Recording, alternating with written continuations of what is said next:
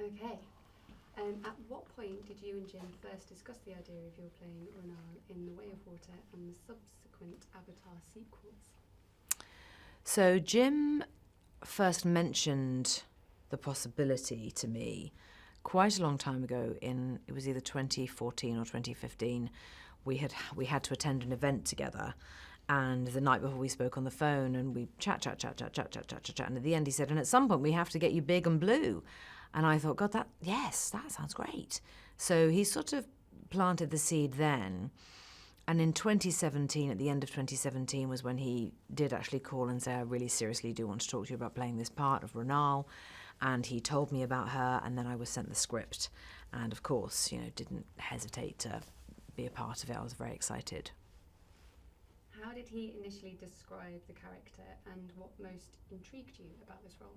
He described her as the female warrior goddess leader of the Metcaina clan. And he said that she was ferociously protective of her family, that she would stop at nothing to take care of them. And I was immediately sucked in. It sounded amazing to me. And what can you tell us, I'm probably going to say this wrong, about the Metcaina clan? Renal's role within the clan itself. Who are they? How are they different? And what's important about their culture? The Metcaina are a slightly different physical form of Na'vi. They live on and in the water. They respect the water.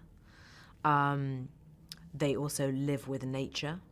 So life underwater, the animals are also part of their family and their culture. Physically, they are taller. They're a slightly paler shade of blue.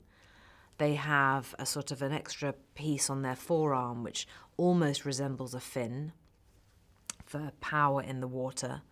Their tail is thicker for thrashing through the water at speed. Renal is the female leader alongside Tonawari, her husband, but really it is Renal who makes the decisions, calls the shots, which is fantastic. How would you characterise Renal's attitudes towards the Scully family initially, and how does her perspective then evolve over time? So Renal really does see Jake and Neytiri and their children as intruders. Physically, she frowns on them. She thinks that they look physically incapable of survival within their culture. She doesn't believe that they will be able to adapt to the Metcaina way of life, and she's extremely resistant to welcoming them in. But it's not because she isn't kind-hearted or compassionate. It's because she is afraid of threat, and she's afraid of change. And what she has done to establish her village, her people, her family, her clan, that's her own doing. It's her life's work. It's the reason for everything that she is. And so, yes, initially she sees them as a huge threat. How did you go about preparing for the role? Were you able to see an early concept art of what she would look like?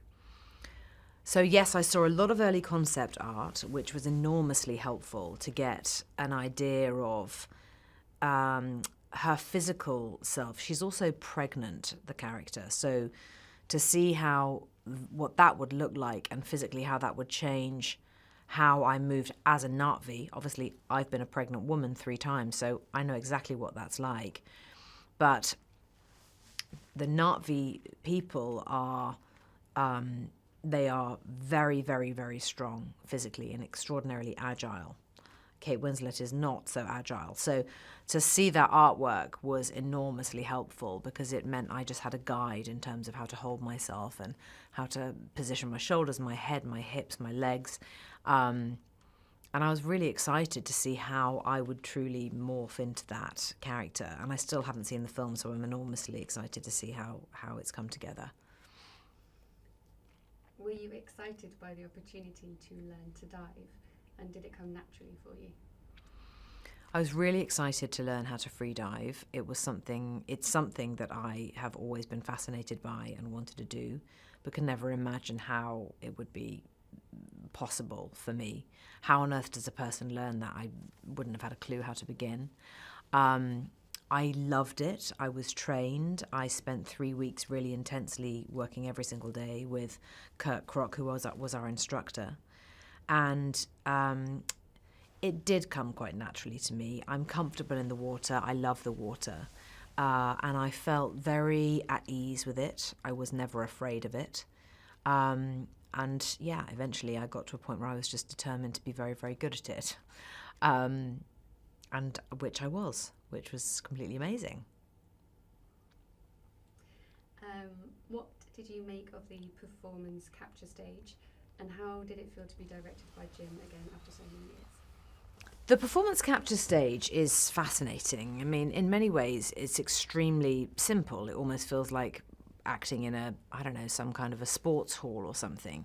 It's a huge flat area with lots of taped out marks on the floor that denote rooms and doorways and spaces, and where the building stops and the sea begins, the water begins. So it's lots and lots of fakery and make-believe. But it means that as actors, actually, you have to concentrate a lot because the cameras capture everything. The helmet cam picks up every single one of your facial features, your muscles. Every tiny, tiny movement is seen and utilised. So actually, it's a very pure form of acting, I found. You can't hide behind anything. And working with Jim again was just fantastic. I mean, the guy is a complete genius, and this is very much his baby. And it's just remarkable. How does he do it? It was wonderful to be a part of it.